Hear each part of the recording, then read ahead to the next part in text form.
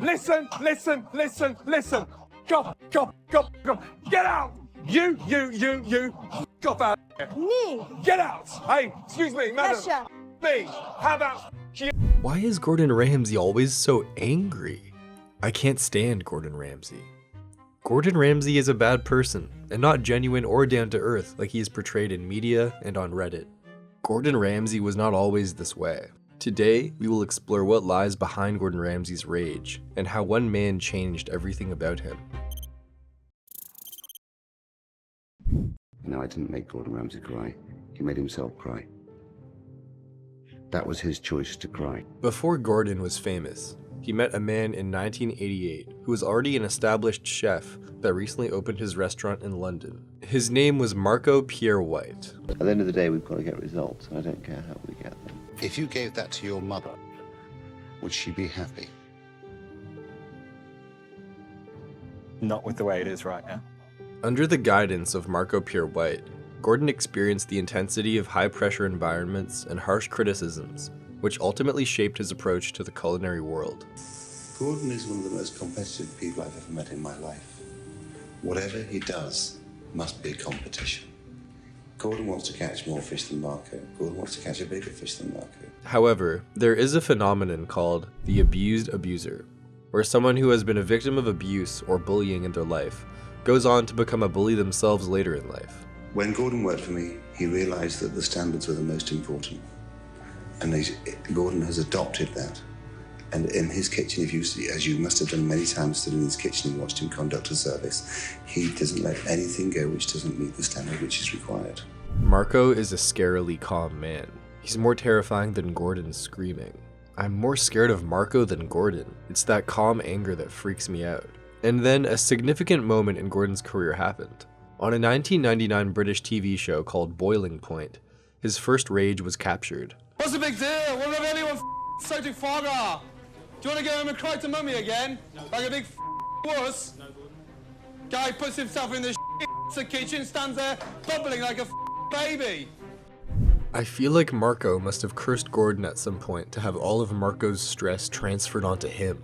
You have to understand Ramsay's situation at this time. He trained in Paris without a word of French. His mentor in England was Marco Pierre White. He resigned from his position as head chef to go on his own. While Gordon's rage may be a manifestation of Marco Pierre White's teachings, there may be another reason why he turned out this way. He remains the only human being, as far as I'm aware, who's ever made Gordon Ramsay cry. Did I shout? Yes. Did I scream? At times. No, I didn't make Gordon Ramsay cry. He made himself cry. Is probably the most savage thing I've ever heard in my entire life. It all makes sense now, knowing Gordon has an origin story. And years later, this caused a series of allegations towards Marco Pierre White's character. I'm so sick of the arrogant, self-important chef cliche. I've worked in kitchens when I was younger and dealt with a couple assholes like this.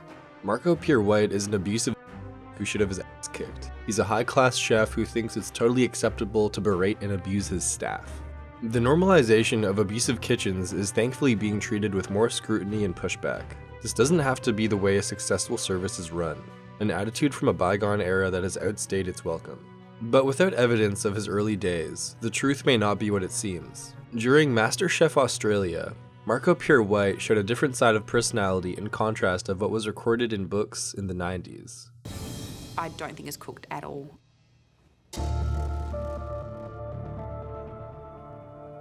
You should never hide your tears. Trust me. I like the tomatoes as well, just softens it. What this dish tells me about you as a person is that you like to create flavors. You're very giving. It shows with what you serve on your plate. Thank you. Thank you. Arguably the GOAT.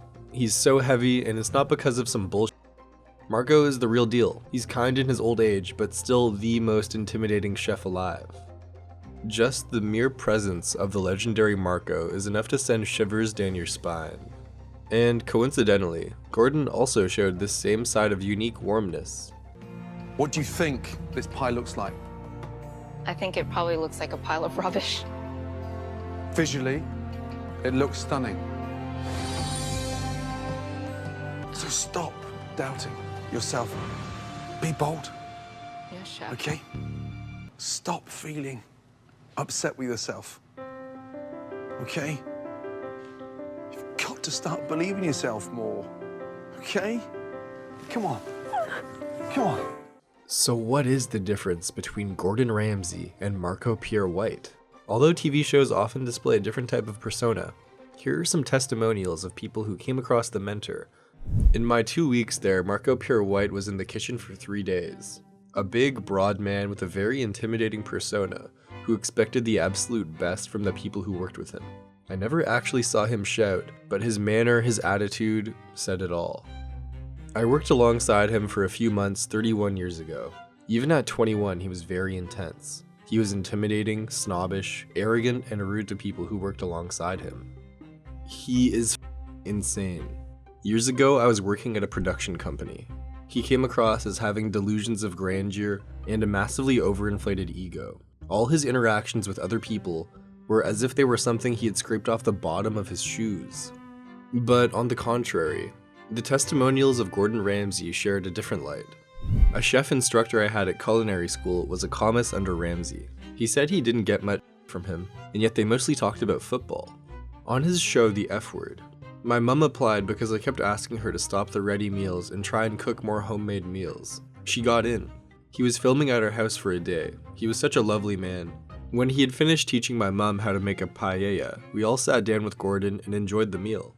My friend was present during the entire process and said Gordon Ramsay was extremely polite to all of the kids. Made sure that if they received any harsh criticism, that he sat down and spoke with them afterwards. Made each and every kid feel important and made sure they knew he was rooting for them. What led Gordon Ramsay to develop his own unique style of kindness?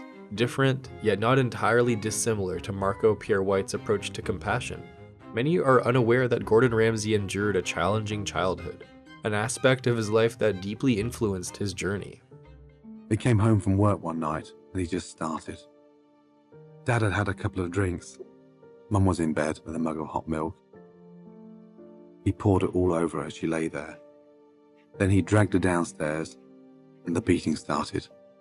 By the time the ambulance arrived, her eyes were completely closed, her face swollen. First she was taken to a hospital, then to a refuge. Dad, of course, disappeared at the first sound of a police siren.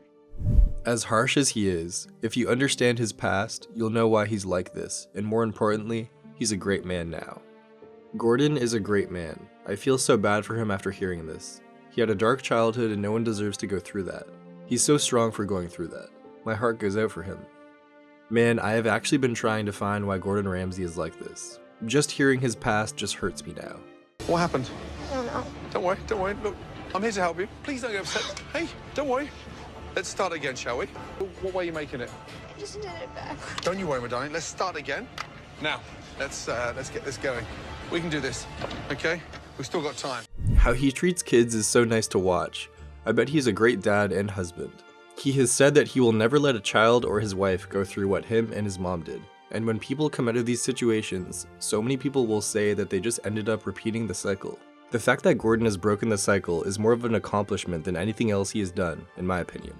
Rather than replicating the anger he experienced from his father, Gordon aimed to balance this act of evil by incorporating acts of kindness and compassion to kids. His story serves as a reminder that each of us has the power to shape our own destiny. What do you guys think? Let us know in the comments down below.